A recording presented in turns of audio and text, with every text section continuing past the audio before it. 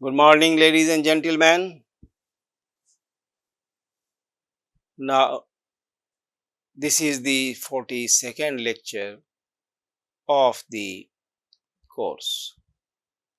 And in this lecture, we are going to concentrate on the collection of the secondary data. What is secondary data? That we have already discussed.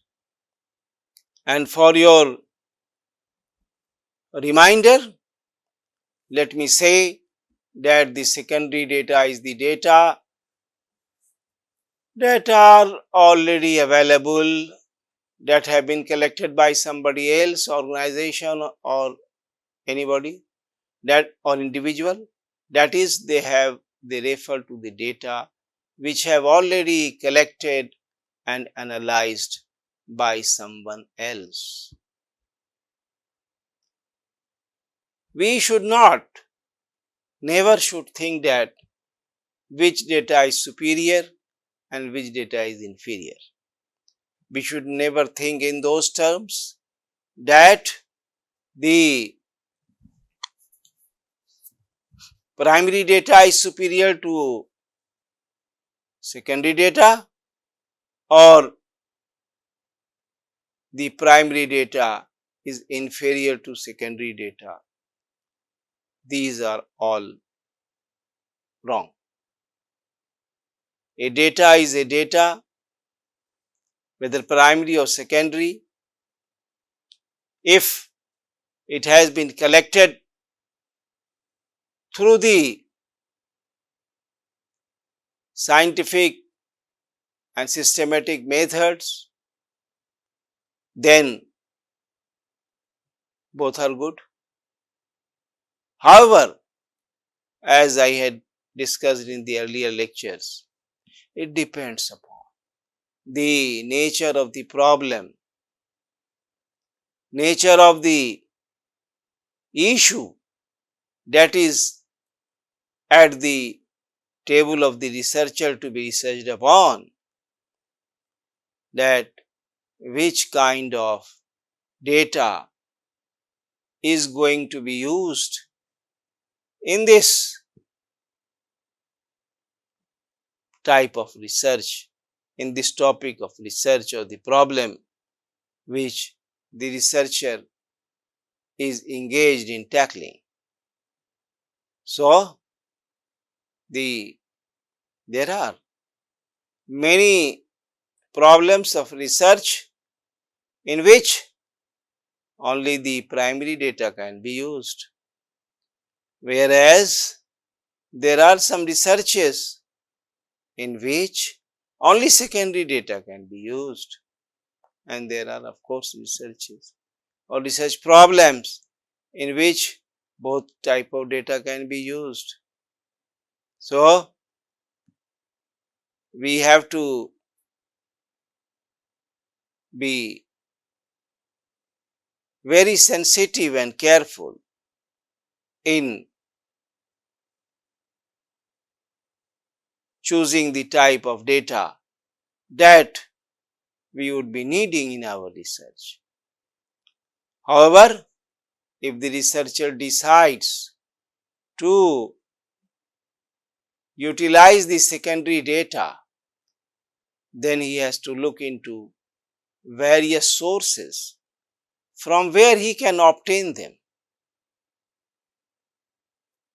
Of course, literature review is very helpful in that. In this case, he is certainly not confronted with the problems that are usually associated with the collection of original data, because the secondary data, most of the time it is published, and sometimes these are unpublished data also. So, it is a kind of ready-made data. It's a kind of, it's like a recipe which somebody else has prepared for us. So, This secondary data is published by the various organizations, of course, and there are unpublished data also. Both of these type are in the secondary data.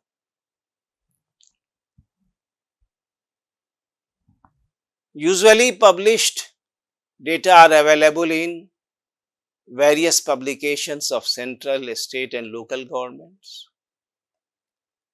Like suppose if somebody wants to the study India's any aspect of India's foreign trade, then we have the data available with the Ministry of Commerce. Ministry of Commerce gives us all the data which would be required by the researcher who is working on India's trade. Commodity wise, region wise, country wise, country commodity wise, whatever categories we can think of, these are available and can be collected by the researcher for his research. It has been made so easy. Then suppose we are working on Indian migrant workers in GCC countries. Then if we are working on Indian migrant workers in GCC countries, then Ministry of Foreign Affairs publishes data regarding this, and they have their own publications from which we can know even the exact number of Indians in any country of the world. If they, even if they do not have, they are not our passport holders, then also if they are of Indian origin, then also we have data about them. And also all those who are working abroad and they have Indian passports, they are Indian nationals, and they have gone through the normal process to work there and come back from there. So those data are also available in the Ministry of External Publications. So depending upon the problem of research, the data is available in published form by the central, state and the local governments. Then various publications of foreign governments or of international bodies and their subsidiary organizations. Suppose we want to know about the economy of Kuwait. We have the Central Bank of Kuwait. They publish all the information regarding that, and by looking into these publications, we can know about the condition of Kuwaiti economy. If we want to work on or to find data on the Iranian economy, then we have the Central Bank of Iran publishing various aspects of Iranian economy, and we can have the publications from those governments. Or if we are working on, say, poverty issues, we have the World Bank publications. If we are working on exchange issues, we have the working on the international, we have the publications of the International Monetary Fund. If we want to study the conflicts in the international trade and also the various kind of the cooperation in the world, then also we have publications, say from IF, International Monetary Fund. So we have the publications of foreign governments, international bodies like United Nations, various bodies of United Nations. In fact, for data on labor, ILO, the International Labour Organization, gives very extensive data about the labor markets in all countries, almost all countries of the world. So, from there we can utilize that. There are technical and trade journals which in fact give researches about the technical and trade aspects. From there one can have the secondary data.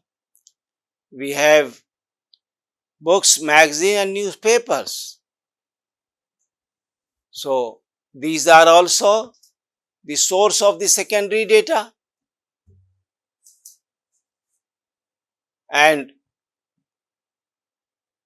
anything which we get from a book and we want to utilize in research, that becomes secondary for the user. And of course, he has to acknowledge it also. The report of and publication of various associations connected with business and industry, banks, stock exchanges, etc. We have stock exchanges in almost all the countries. So, any data related to the capital inflow or outflow or flow can be in fact taken from the reports of the stock exchanges. The business and industry have their own organization, Federation of Indian Chamber of Commerce and Industry, the CII, the PhD Commerce. There are many business organization.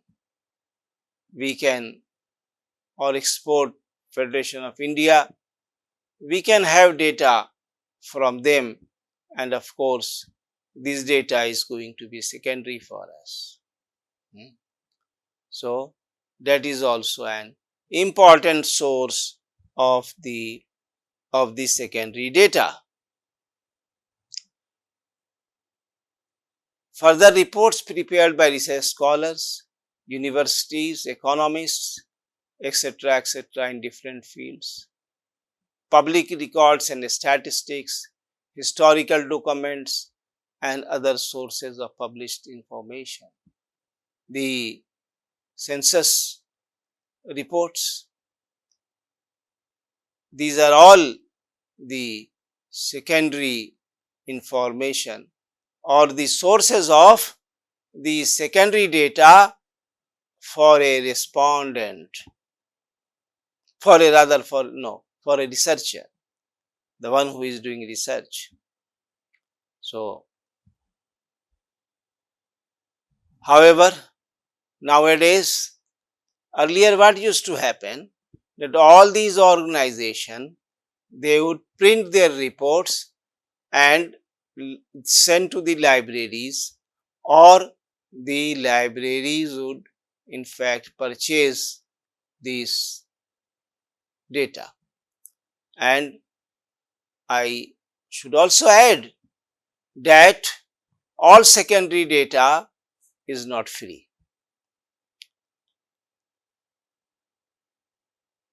but various data, secondary data from various sources are free, whereas from others it is chargeable. And I gave the example of Center for Monitoring Indian Economy. This is a very prestigious organization that compiles the data for the Indian economy. So, they have their own reports, but they are chargeable. They are not free. And of course, because they are private organizations and they have to have their own financial viability. So, not all secondary data is free, but some are priced also. And these, what I wanted to say, that now the culture of sending the printed reports are declining because it involves a large cost. So, what they are doing now, that they are uploading these data or their reports on the websites, on their websites. If the website is free, one can have any free access and download the data whatever he wants. However, again, if it is not free, then one has to pay before the downloading of the data. And of course, it depends upon the problem of research, the accessibility and other factors which dictate us, the researchers, either to go for a paid site or an unpaid site. The sources of unpublished data are also many. They may be found in diaries, letters, unpublished biographies and autobiographies, and also may be available with scholars and research scholars and research workers, trade associations, labor bureau and other public private individuals and organizations. So, we can have the unpublished data from these sources. That is what we discussed about the secondary data. We will be discussing a few more aspects in this lecture. When we or any researcher decides to use the secondary data, he must be extra careful, very careful, because and even now in the when it is the age of the internet and websites, all kind of data and all kind of information are flooded on the websites, various websites. So, we have to be very careful in using this data. The researcher must make a scrutiny of these publications because it is just possible that the secondary data may be not correct, may not have the reliability, may be unsuitable, and may be inadequate in the context of the problem which the researcher wants to study. So, one must be clear that it is never safe to take published statistics at their face value without knowing their meaning and limitations, and it is always necessary to criticize arguments that can be based on them. And this again I tell you, one can counter it by the extensive literature reviews, because if the researcher has done extensive literature review and he has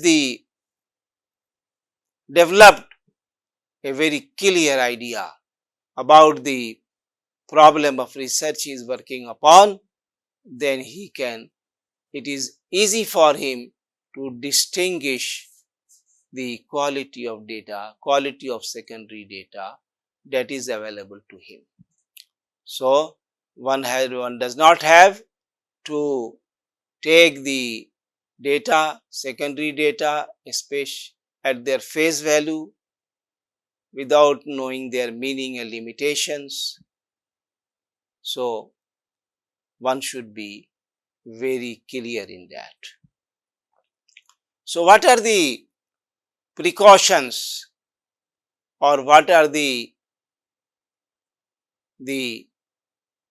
characteristics which a researcher must check and must scrutinize in the secondary data? What are those? These are reliability of the data, suitability of the data, adequacy of the data. So, these are three characteristics which should be present in a secondary data for its proper use in the research. What do we mean by these three types of characteristics? We are going to discuss it briefly. Number one, the reliability of the data. The reliability of the data can be tested finding out or screening out the data through these questionnaire or through these questions. Who collected the data? Is it Indian Ministry of Commerce? Is it WTO? It is UN publications? Is it World Bank publications? If it is a publication by Reserve Bank of India, or it is a publication by Central Bank of Iran or Central Bank of Kuwait,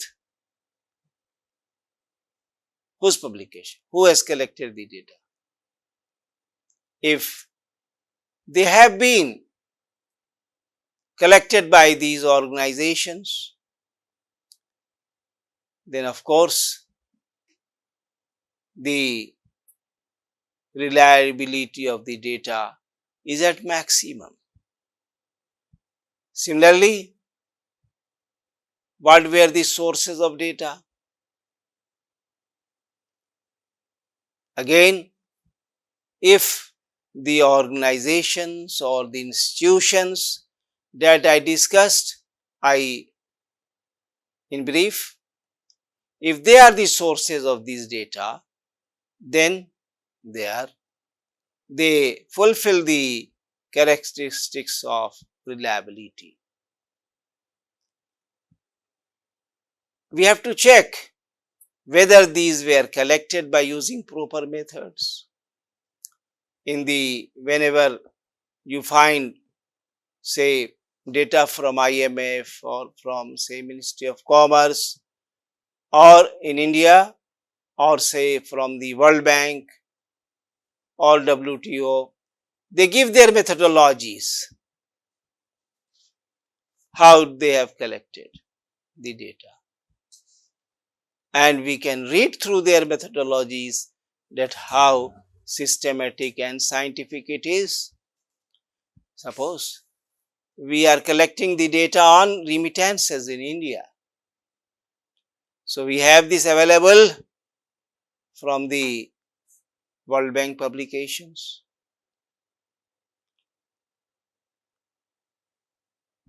They, with the data, they also provide the methodology of collecting the data. So one can always, and of course the methodology is of such organizations are very reputed, and not only reputed but very scientifically developed. So the data from these organizations fulfill the criteria of reliability. Next, what we should check, at what time were they collected, because time is also very important.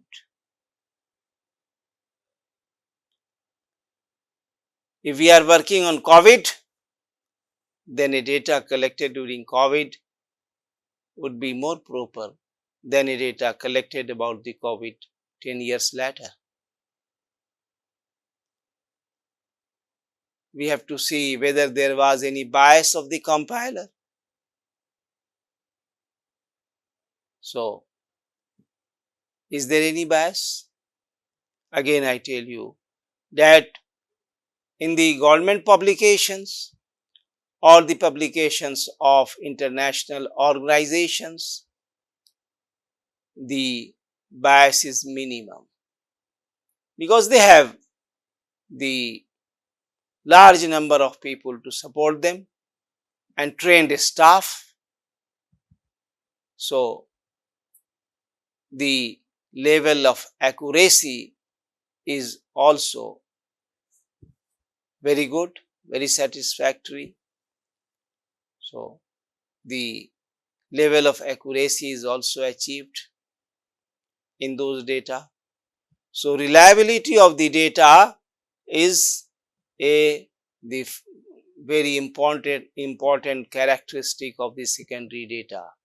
It has to be reliable. If it is not reliable, then the whole purpose of the research is compromised, and the conclusions that would be drawn would also not be correct. The next characteristics of the data is the suitability of the data. Whether the data that are suitable for one inquiry may not necessarily be suitable for another inquiry. Hence, if available data are found to be unsuitable, they should not be used by the researcher. In this context, the researcher must very carefully scrutinize the definition of various terms and units of collection used at the time of collecting the data from the primary source originally. Similarly, the object, scope, and nature of the original inquiry must also be studied. If the researcher finds differences in these, the data would remain unsuitable for the present inquiry and should never be used. So, the data may be suitable for one type of research. For other research problem, it may not be suitable. So, this is why the suitability of the data is to be ensured in case of the secondary data. Then comes the adequacy of the data. What is this? The level of adequacy is found inadequate for the purpose of present inquiry. They would be considered as inadequate and should not be used by the researcher. The data will also be considered inadequate if they are related to an area which may either be narrower or wider than the area of the present inquiry. From all this, we can say that it is very risky to use the already available data. But say suppose somebody is working on the India and Saudi Arabia trade relations, and he has a data, does not have a data which comes to the recent years, and he has to get the recent year trends. So, he has to check whether he can, the secondary data available to him for research is adequately available or not. If it is not adequately available, then of course the researcher has to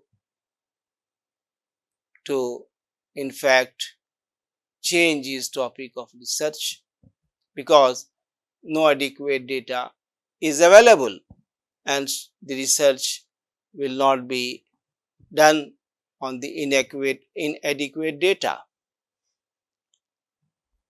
So, these were three characteristics: reliability, suitability and adequateness, which determine the characteristics or the quality of these secondary data, and the researchers must ensure these three characteristics before going for collection and processing and analyzing of the data.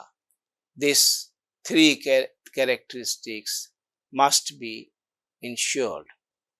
From all this discussion, one can say that it is very risky to use the already available data. The available data should be used by the researcher only when he finds them reliable, suitable and adequate. But again, and are also suitable and adequate, for in that case it will not be economical to spend time and energy in field surveys for collecting information. And as I have been saying earlier also, discussing with you earlier also, that there are certain problems in which one cannot have primary data. So, what to do? One has to go for the secondary data. Like I gave the example of trade, example of the migrant workers, or example of the the the remittances, or the example of say FDI inflow and outflow,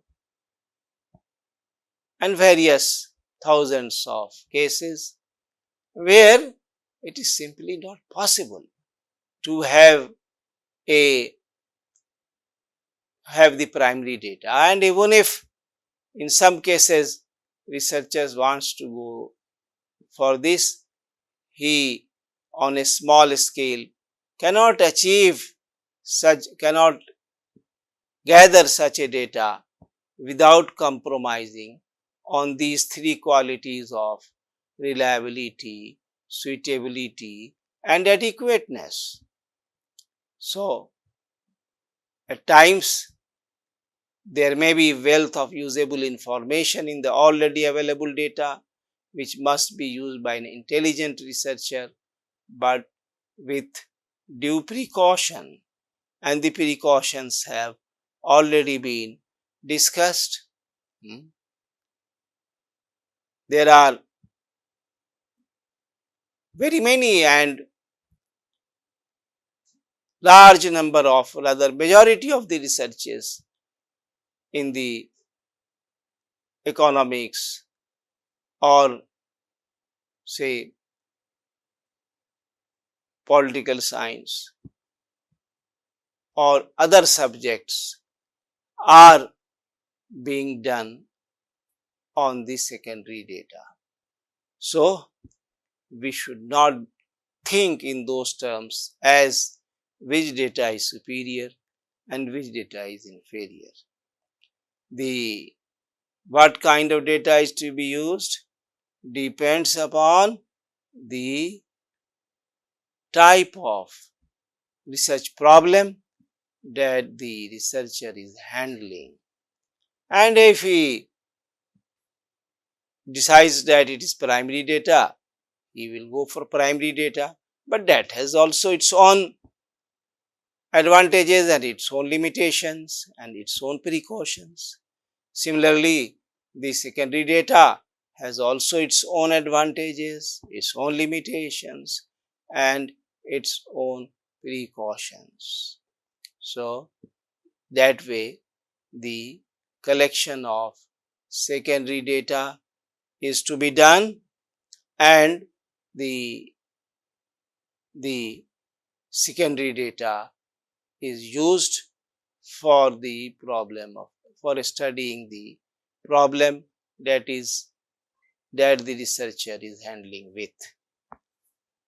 Thank you very much. I wish I have been able to clear the topic to you all. Thank you again.